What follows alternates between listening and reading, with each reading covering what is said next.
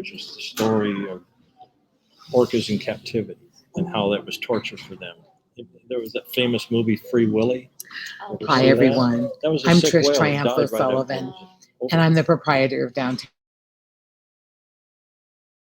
A little bit late to talk with James Dorsey. And James is the author of The Lagoon. He wrote this book, and it's pretty cool. Let's see if I can get it in the frame. Here I am. So The Lagoon is a really awesome book that we're going to let him tell you about more than me tell you about. But he's had many years of experience with this lagoon in Baja, California. And I was very involved in that right from the start. It was? Is it not still? So we're going to actually listen to a conversation that's in progress at the moment. Basically, the only he's country talking that's to still a couple actively of whaling people is Japan. about who's whaling right Norway now. is going to So I'm stop going to next move it year. over to him, Iceland stopped and this we'll year. pick up this conversation in progress. Japan has such an ancient culture of whaling, they're not going to change recently. It's going to take generations. Yeah. And there's another movie you might be interested in called The Cove. Yeah, I can't go to watch That's that. because Japan's the only nation on earth that eats dolphin. Oh, yeah. Nobody else eats dolphin. And they kill them brutally. Yes. So, Yeah. well, that's a companion movie to Blackfish. So. I cover all that in the book. There's chapters on all these different things. But the main focus here is about a mystical connection between the people of Baja and the gray whale that's been there for close to 10,000 years. Like I said, we know they were doing religious ceremonies in the mountains regarding these animals. We don't know what their connection is to them. Were they spirit beings? Were they just food sources? But these people went to a lot of trouble to put their images on caves high up in the mountains. 10,000 years ago, these were rather primitive people, so they had to work very hard to get up in those mountains and do all this stuff. It's significant. And these caves are all protected by UNESCO now. They're all World Heritage Sites. So it goes back. It goes back centuries. I just think that's so cool that we've got like this amazing history in the quote New World. Right? I mean, that's what really gets me. We're like, oh, it's the quote New World. Like, why would we have like all this stuff going on for thousands of years? Yes. Like you said, 10,000 years. Right. And this particular lagoon was discovered in 1830 something by a fellow named Jared Poole. Have you ever heard of Charles Scammons? Scammons Lagoon is named for him. Okay. He was a San Francisco-based whaler. His brother was a whaler, Jared Poole. He discovered San Ignacio Lagoon sometime around 1850. He said there were tens of thousands of whales there. So within a year, Scammons was down there slaughtering these animals for food, for profit, for oil. That was 1850 to now. Now this is the premier whale watching spot on Earth. It has changed in that amount of time. Scammons had an epiphany later in life. He was so guilt-ridden from what he had done as a young whaler that he became an advocate against whaling. He wrote a best-selling book on the marine mammals of North America that was definitive until about 1977 when Dick Russell wrote a book called Eye of the Whale that replaced it. And today Scammons Lagoon is named for him because he became such an advocate for gray whales. So, How about that? yeah. Good for him. I always like it when people come around. Yeah. And whale watching today is a multi-billion-dollar business, right? So there's a fellow in the book who's a Mexican fisherman named Pachico Mayoral. He claims to be the first man to ever pet a whale. 1972, there's a whole chapter on Pachico. I knew him very well. And the whole story of how he first touched a whale and basically started whale watching. And his family still operates down there. He's passed on now. But yeah, his family runs the operation these days. How do you pet a whale? I mean, do you have to get out in a kayak or something? No. We're in 20-foot open boats. They're called pangas. It's like a Boston whaler. We go out on the water, we cut our engines, the animals come to us. We're not allowed to approach them. Oh, okay. We just go out where we know they're in the general area, we cut our engines and float, and the animals come to us to be petted. The boat must be sufficiently large that the Yeah. whale next to 20 it foot. doesn't tip it over or They anything. don't tip them over. They know where we are. They know their own limits. Yeah. They come right up. They rub on the boats. There's even a story in here about a big female who came up underneath us upside down, put us on her stomach, Oh, really? held us with her pectoral fins, and spun us around. Oh my Because gosh. when we're on the water, we're bathtub toys. Yeah, yeah, They're there yeah. to play. Yeah. See, Interesting. because it's a Wow. nursery, these animals are building stamina to make the northbound Oh, migration. oh. So while they're there, mother's making them swim all day long, Oh, back and forth, hmm. building strength. interesting. When the babies get tired, which doesn't take long, mothers let them come to our boats to play. That's the reward. We're toys That's for neat. them. That's our purpose. Yeah. Wow. Interesting. But that's the way it is. In the work that you've done with whales, I'm sorry I missed the beginning part maybe of what you were talking about, but do you do anything writing up about the sounds they produce and how the significance of the sounds Whale songs. yeah, in communicating with other whales? Yeah. Well, but each whale communicates differently. The only whales that sing are humpback whales, and only the males sing. But and the singing is actually a communication means, Yes. or Yes, but all whales vocalize. It's just Yeah. we can't hear most of it. yeah, but other whales understand something from Oh, sure. different.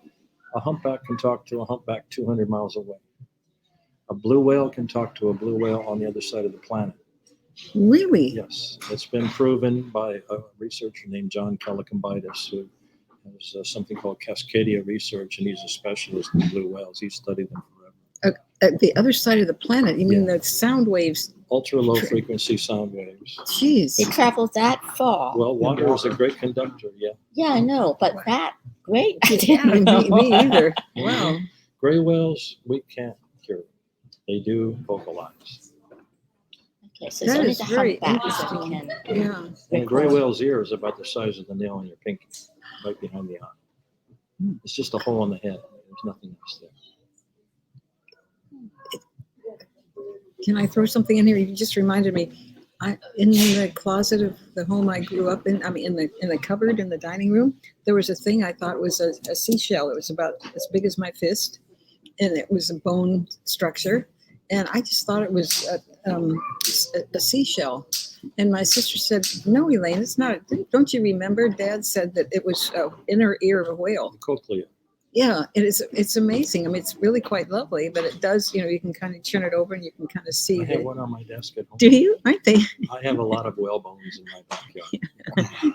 I have ribs and dolphin skulls and compression discs and vertebrae. And you name it. Scapula. Wow, interesting. Yeah. So they just wash up? Yes, in Mexico they do. I used to bring this stuff back whenever I go down there. Now you can't. Now you need export permits. So, museums and aquariums have realized this stuff is really valuable. So now you need permits to handle it and to transport it.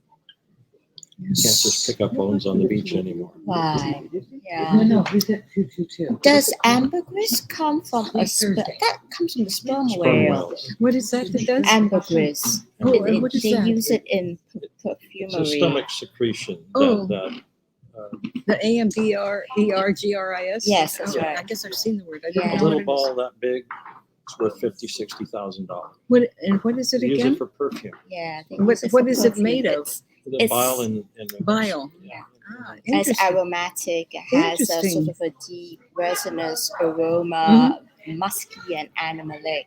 So Yeah. it's Kaya prized. Wen did a story last week about some people who found some just a little north of here on the beach. Really? Yeah. Wow. Jeez. Well, sometimes it's just expelled by the whale. Yeah. And other times, I guess, whalers can just Mhm. extract it. Yeah. Yeah. And Interesting. now there's this new technology about extracting carbon from the atmosphere. If you're familiar with that at all? Whales do that naturally, and people don't realize it. Before whaling, there was no problem with carbon in the atmosphere. Whales poop at the surface of the water. It slowly sinks down, but it's full of nutrients. And when a whale dives, it stirs all that up and brings it back up to the surface where photosynthesis lets the plankton feed on it. So every time a whale dives, it's recycling their poop and bringing these nutrients up to the Oh, surface. So it interesting. creates more plankton for them to eat on. Yeah. And that also when it sinks to the bottom and stays there, it's taking carbon out of the atmosphere and burying it where it won't be there anymore. Mhm. So if we could stop whaling worldwide and populations return, we'd have clean air everywhere on the planet. Interesting. Oh, Wow. That's not going to happen though. yeah, yeah. Just destroys so much of the ecosystem, and people don't know. I didn't know about that until you just told Not us. many people do. Yeah, but it's so I mean, wonderful. up here, whale watching's popular, but you might see the back of a whale, you might see a fluke when they dive. That's about all you're going to see here. I mean, where I work in Mexico, the whale's right here. 40-ton, 45-foot wild animal right here, with its mouth open, asking you to scratch its tongue or to stroke its baleen. Wow. And they bring their babies up to us. They'll put the baby on their back or they'll put it on a pectoral fin, and they want you to pet their babies. They're showing off what they've done. Oh my God. And this doesn't happen anywhere but in this lagoon. Reminds me of something I saw on the internet yesterday.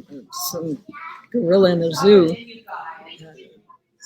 came over to the glass and was knocking on the glass, summoning a woman who had a baby.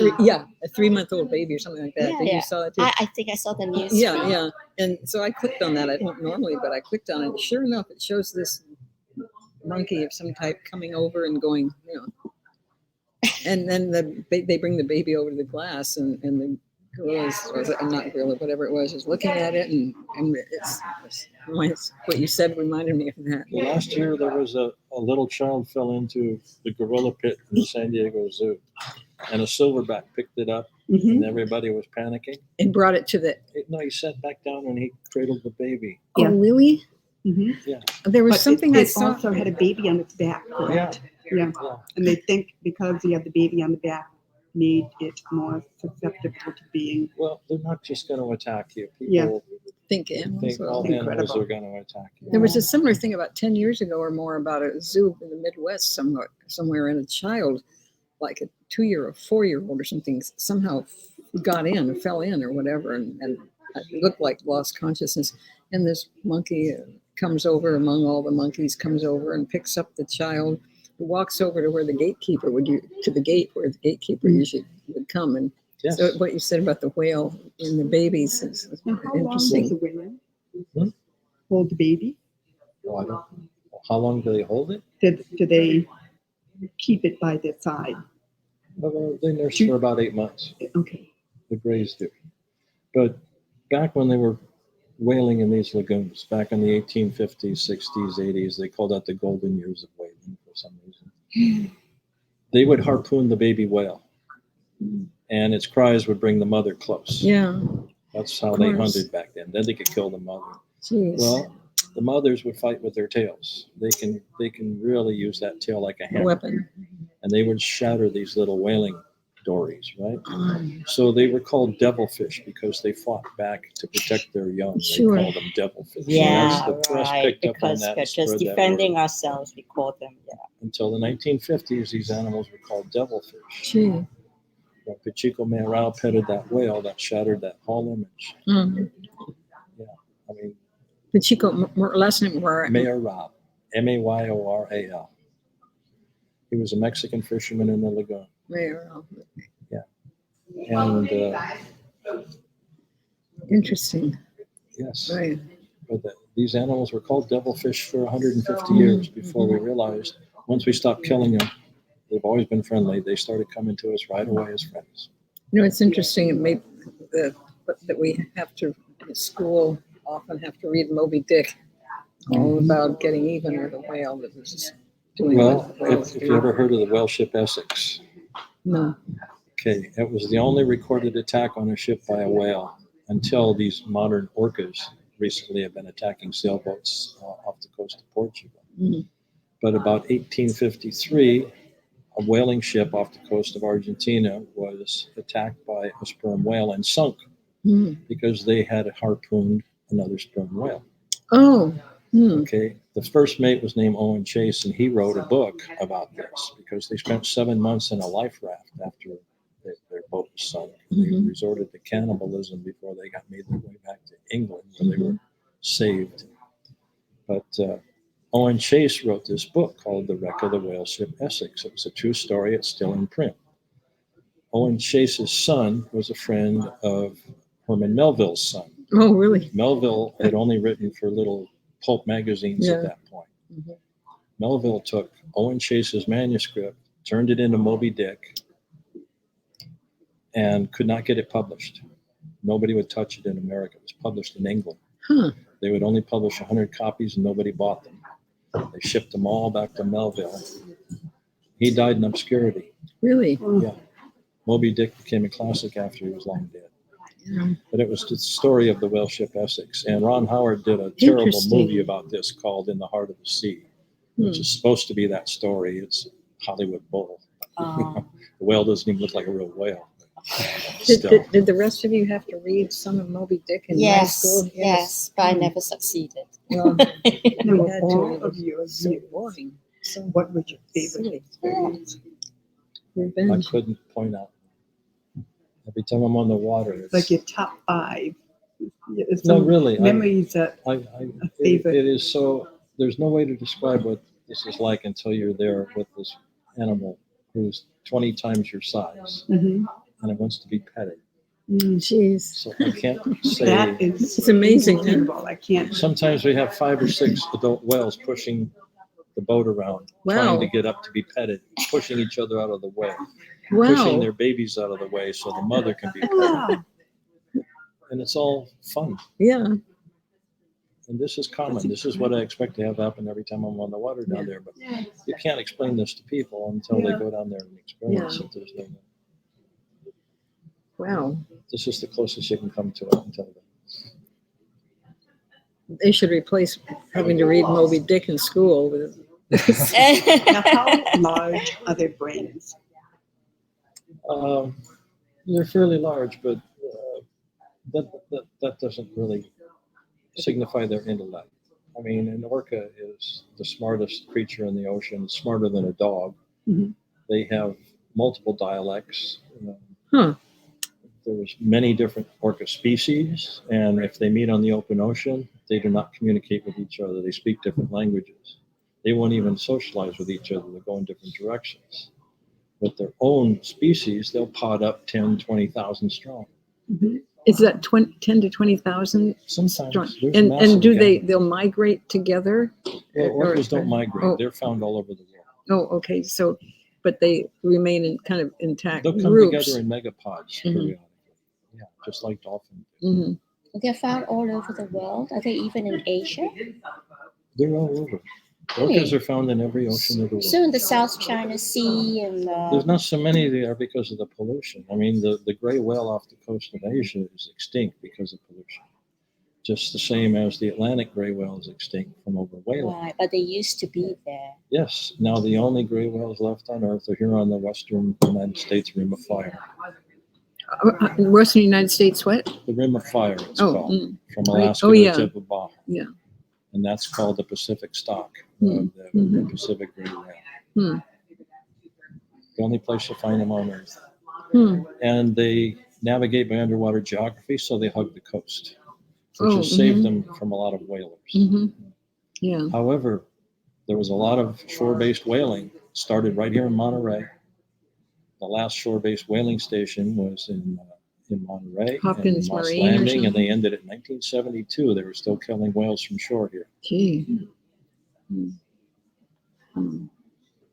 How do they? I don't really want to know this, but I'm curious. How do they kill whales from the shore? Harpoons? Harpoons. They send out small boats with harpoons, and Yeah, but that used to be a huge part of the Portuguese, for them to go out and kill whales to use all the. most of the shore-based whalers on the west coast of California were from Portugal. Mhm. Yeah. Now- Because we know they were whaling for 5,000 years. Yeah. This is kind of a gory, question, but when they use a harpoon to kill a whale, since, am I correct, so much of the whale's outer body is blubber or whatever the proper word is. Yeah. When they use a harpoon, that must Must they not have to use several in order to get to a significant Well, organ to kill them? It's a slow death, right? That's what I'm getting at. Yeah, Is it well, like what just- they do is it's tethered to the boat, and they will put buckets. They used to use wooden barrels, Mhm. so the whale couldn't sound. Right? It's carrying all this, Sound air-filled- means going down. and they'd put multiple buckets on them. Keep adding harpoons with ropes tied to these buckets, So so the that would whale be- couldn't die, and then eventually it would just die from loss of blood. From multiple harpoons. I Right. mean, they were But not, then, it's not a fast death then, like you were and saying. the harpooner was required to jump in the water and sew the whale's mouth shut. Otherwise, it's Oh going to fill with water and God. sink, and that Oh. happened a lot. Jeez. This is what happened up in Nia Bay when the Macaw people made an illegal whale kill a few years ago. Where was this again? Nia Bay, Washington. This was an indigenous whaling society up there, and that after a 80-year ban on whaling, they decided to kill whales again. And they made an illegal kill. It was an underage, undersized whale, and it sank. So the Coast Guard had to come in and send divers down to put a rope around it and bring it up so they could slaughter it. And then when they got it up, nobody knew how to cut up a whale because they hadn't done it in 80 years. Yeah. So it was a big debacle. Yeah. Have the female whales had any twins? Is that normal? It has happened. It's very rare. I mean, this is just gray whales now. Other orcas usually have two calves. The first one's going to die because mother's passing off all the pollutants in her body to the first calf. Really? This one. Yeah, that's why the orca population is steadily declining. So that's probably been a recent thing. I mean, in the past, they might have had, 20, 25 years. yeah, so in the past, they would have delivered, Some they of would the have most- had two of them and they both likely survived. Yeah, some of the most polluted whales are belugas. They're full of toxic chemicals. Mm. Oh, so don't eat caviar. That's right. Hmm. No. Are you an oceanographer? No. Oh, Yeah, you're very knowledgeable. No, I just like animals. I've read that orcas are actually a type of dolphin or porpoise. Well, it depends who you're talking to. Some people Oh, say is it's there the other some way debate around. about that? Some people say dolphins are the smallest whales. Mm. So it depends on who you're talking to. Hmm. Um, Oh, I wouldn't say they're one or the other. Hmm.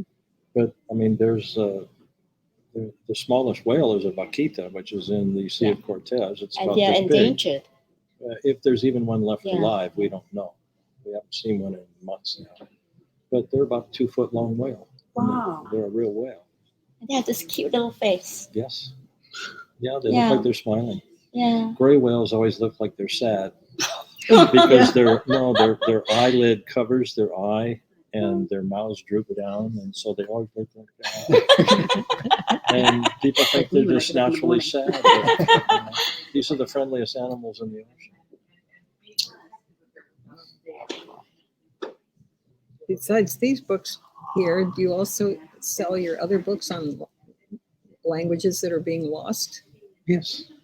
Yeah. Do they have them here? I've just given 5 programs, one a month at the Monterey Library. I know you said Monterey Library, Yeah. but here too? I haven't done any more here yet. But I mean, do they have them here? Does They she don't carry have them? right here. Oh, okay. Not online. Yeah. Yeah. In fact, my next and last show at the Monterey Library is going to be about this book. Uh-huh. But And the, then we'll start a whole new series about other stuff. After Yeah. that. but the ones on, he was telling me, maybe you already mentioned that you've done traveling and done a sort of exploration of dying languages and something, or how would you say it? I spent about 25 years going to remote tribal cultures and documenting vanishing civilizations with no written languages. It's fascinating. So I do that part of the year, and I do whales part of the year, simultaneous careers. And you had the names of those books. I noticed Yeah, in the here. too. trails.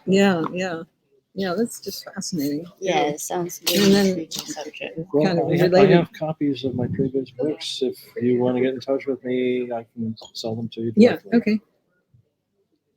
Sounds good. How do we get in touch with you? You know, I didn't bring any cards. Well, just look up Do you have a James card or- Dorsey. I have paper. He's on Instagram. Oh, yeah, Are you on I don't Instagram? like social media. I had to forget really. something, and I usually forget to bring my business cards. So. But it's on Amazon anyway, or? Any bookseller. Yeah, okay. Do you know if any in Monterey have them? I live over there. River House Books Well, or? I doubt they have a physical inventory. You can buy it online anytime, and they'll Yeah. ship it that day. Yeah, okay. Amazon.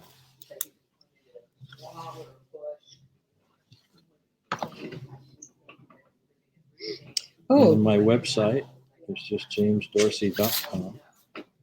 Okay.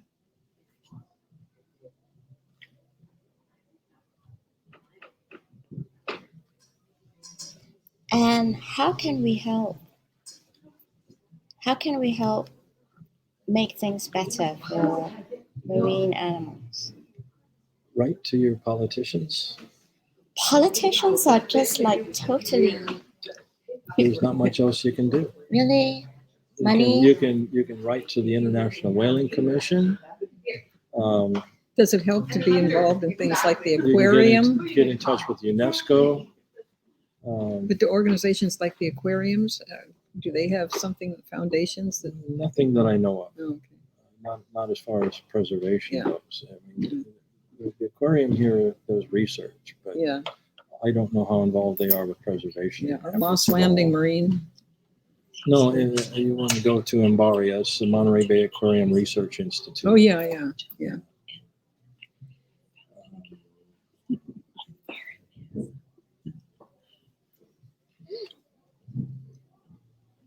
So could we convince you to do a little reading for us? Oh, thank Sure. you. I did actually ask you already. You signed it. I mean, you gave me the names of your books. Yeah. Yeah. Same. Yeah. Yeah. We would love to have a little reading of your Well, book, I- because I haven't had a chance to read it. I marked some excerpts that I thought would be interesting. This one is about my first day on the water, the first time I encountered a gray whale in this lagoon. Okay. Oh, we do have an audience. An immense gray back parted the water, rising like an island being born, while the mist from the whale's blow coated us like dew. She logged on top, then turned toward our ponga, taking our measure. My fists were clenched in anticipation. This was a massive wild animal, an adult Pacific gray whale, a devilfish in its natural domain. Our only defense against such a giant was blind faith. I thought of the old stories, and it came to me that one of my own ancestors might have plunged a harpoon into one of hers. I looked back at Maldo, hand on the tiller like the old sea dog he was. He was smiling, whispering to the whale in a voice meant only for her, using his magic to bring her to us. This wasn't fear, but love. The great back began to move in our direction, leaving a spreading wake on the surface. The whale sounded gradually beneath the surface where gray and white camouflage could be tracked. Her flukes passed below us, revealing a missing piece the size of a white shark bite. Her tail was twice as wide as I am tall, but its movement was barely perceptible. When the waters parted and her massive head was next to us, she slowly rode from side to side, giving us a thorough look. She was long as two of our boats and outweighed us by 40 tons. Her white barnacle-encrusted rostrum betrayed her age as perhaps close to 70, a fairly long lifespan for a creature so pursued by predators. She bore a lifetime of scars, mostly from shark attacks, and half a dozen prop strikes that she could not have felt because of her 8-inch armor of blubber. She hugged the boat like an old friend, diving below to rub her back on our keel, and as she rocked us back and forth, when she came up, I looked deep into her blowhole, feeling her inner heat. She rolled in her side, and I caught my reflection in her iris. It was black, within a deep brown eye the size of my fist, and luminescent with eyelashes any model would kill for. She did not blink, but held my gaze, and I imagined her thoughts, willing me to understand. It wasn't the vacant look of a cow or a pig that required no presence, but an intelligent look inquiring about the strange creature in her domain. I pressed my hand against her flank, finding it smooth and pliable like firm rubber, while she returned the pressure, pushing against me. She came to each of us in turn, her mouth barely open, revealing aging yellow baleen. Then she submerged beneath, and as she turned upside down below us, the ponga began to turn in a slow circle. She was balancing us on her stomach, holding us in place with her pectoral fins, and Maldo laughed as she played with us like a giant bathtub toy. When she had enough, she disappeared as easily as her blow in the breeze and the thermal upon the water. How long she stayed, I cannot recall, but it wasn't long enough. Wow, that's just like so powerful. Yeah. I have a short one if you're interested Please. about the first whale touch. This is about Pacheco. Oh, I thought. Oh, Sounds like I'm screaming with my. You're not, speak up. Okay. Yeah. In February of 1972, 24 years before my first contact with a gray whale, a Mexican fisherman named Jose Francisco Pacheco Mayoral was fishing for grouper with his partner Santos Perez in a 20-foot panga in San Ignacio Lagoon. It's a fiberglass round-bottom boat, the workhorse of Baja and a seaworthy craft. The fishermen of the lagoon were used to the whales, but they kept their distance because they feared them as lethal devilfish. Pacheco loved to tell this story, and I had the pleasure of hearing it directly from him. A large female approached his boat and began to rub on its keel. Pacheco and Santos, fearing the worst, hunkered down on the floor of the panga. When the whale would not leave, Pacheco cautiously peered over the side of the boat and found himself looking directly into the eye of an adult bay whale, Gee. jet black with a brown iris and lashes as long as an elephant's. Gathering his courage, he reached over the side and touched the creature. The skin was slick and smooth. When the whale pressed against his hand, he jumped, startled by the animal's reaction to his presence. Pacheco talked Santos into touching the whale, but his hand was shaking so badly from fear he never made contact. They both claimed the whale was heavily scarred from prop strikes, and in future seasons, this allowed them to recognize the same whale many times. That day, the whale stayed with him for a half hour. That night, Pacheco related the story to a skeptical wife and friends who thought him mad from the sun or perhaps too much to drink. And other fishermen began to touch. Over the next few days, other fishermen ventured out and began to touch the devilfish, and all reported the same result. This was world-shaking news for people who had shared the water for decades with an animal they feared. Had they always been friendly? Did we only need to reach out and touch them? Soon, wives, children, and friends were petting the devilfish. As they came to recognize individual whales, they began to assign them names. Something ethereal was taking form. That first touch was soon almost as famous as God reaching to Adam on the Sistine Chapel ceiling, as its effect rippled through the world. Posters and postcards proliferated, illustrating the touch as it came to be known. The same year, the Mexican government created a reserve and refuge area for migratory birds and wildlife in San Ignacio Lagoon. The United Nations called for a ban on worldwide commercial whaling. U.S. Congress instituted the Marine Mammal Protection Act. In the following year, Congress passed the Endangered Species Act, which included the gray whale. And it all started with an interspecies touch. initiated by the whale. And what year was that? 1972. Gee. So You have it 51 wrapped years until ago. you put your hand into a gray whale's mouth and scratch his tongue. It's beautiful. Did you have the opportunity? Oh, yeah. to Oh, do yeah. that? I've been down several times. Irene's been with me most of the time now. I didn't And on know. the other excursions too, all over the world. That's I just fantastic. don't write. I just criticize him. Golly, thank you. You're very welcome. I'm glad you guys are interested. Yeah. Enjoy your browsing. Are we closing up? Do we need a round of applause? Yeah. Somebody do another reading for us. Do you have another short one? Sure, I can find one. Let's do one more and then we'll we're not closing up, but Can you Let's see what I my have phone here. is answering. oh, I love that. That's scary. It's a little scary. May I take one of these up to the counter? I'm gonna Yes, have absolutely. to go. Thank you so much. Oh, yeah, this is, do Thank you. Thank you so much. you want me to sign that? Oh, of course. Yes, my goodness, yes. I looked at something where it was signed. Maybe it was Well, this one. I pre-signed my name, but I'll personalize it. Oh, okay. This is to Elaine, E-L-A-I-N-E. A.L. E-L-A-I-N-E.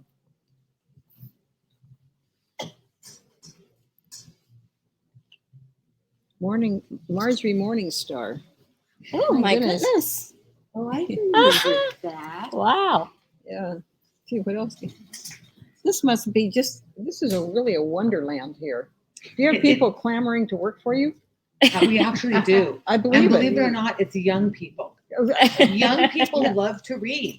Yeah, I And believe this is the big revelation for me opening a bookstore in 2019 is the majority of our customers are Thank you so teens much. and 20 somethings. That's very great. promising. Isn't it nice. promising? Yes. It's like, it's a very like uplifting, Yes.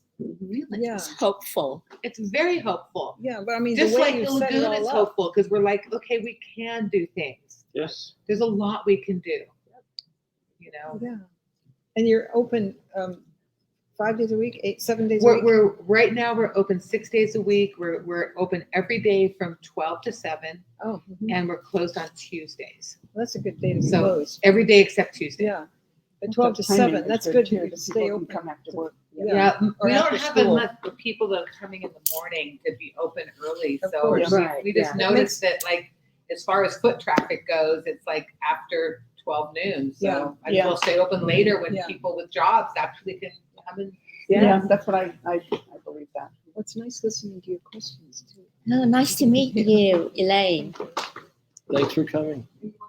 We're gonna see Elaine again because she's gonna come do a book event, an author event with us too. Wow.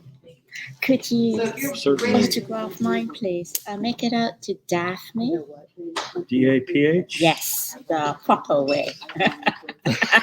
I know you get all kinds of spellings these days. I always ask people I know. because Yeah. people spell their names so many ways. I know. It's like all over the place.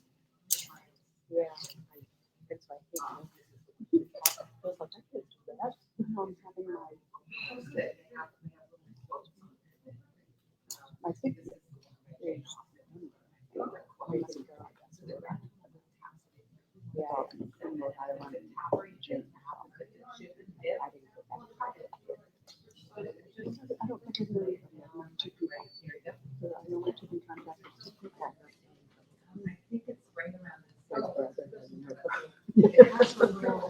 Thank you so much. Could you date it, please? At least, Oh. yeah. Today That'd be is great. the I have no idea. What's the date? 26. 26. Yeah. Thank you so much, James. You're very welcome. You know, some years ago, I went to a underwater world thing in Singapore, and I petted a pink dolphin and had a photograph taken. I did not realize at that time that that was not a good thing to do, and that was a bad thing for that place to keep dolphins in captivity. Yeah.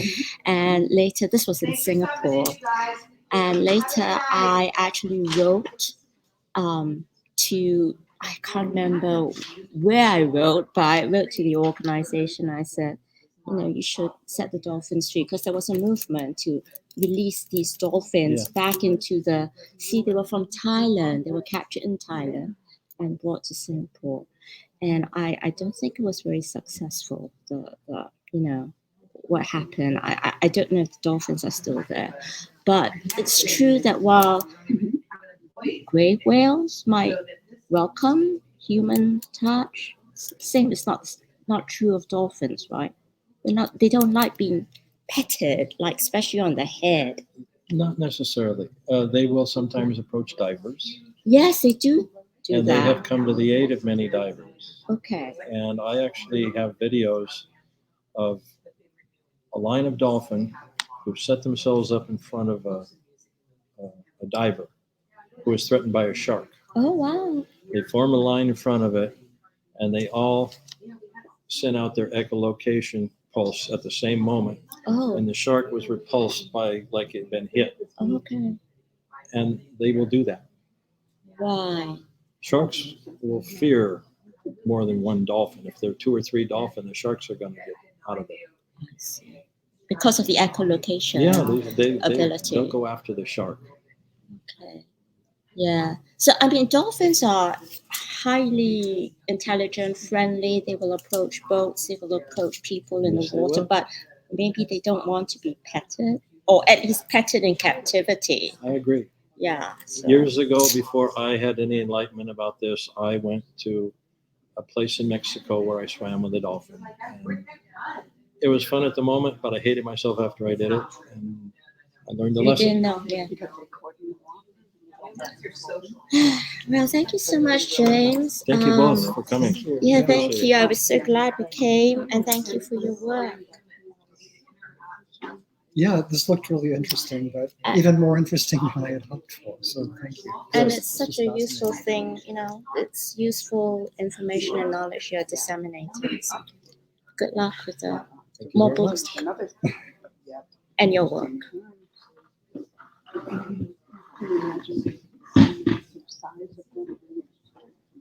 Well, Wait a second. I need to say goodnight. Excuse me for 1 second.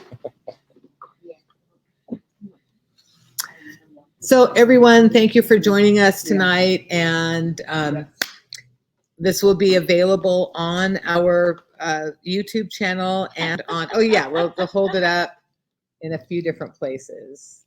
Here we go. Wait. There we go. Back over that way. I'm always like kind of backwards with holding up books and stuff.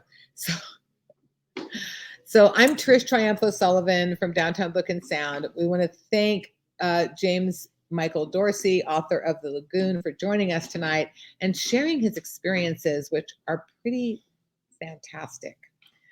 Anyone who's watching this tonight or later on is welcome to private message or email us at downtownbookandsound@gmail.com.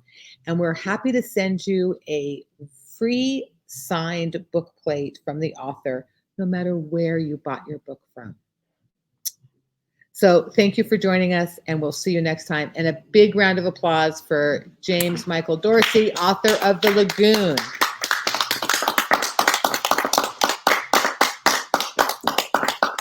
And we're going to sign off now and end this broadcast.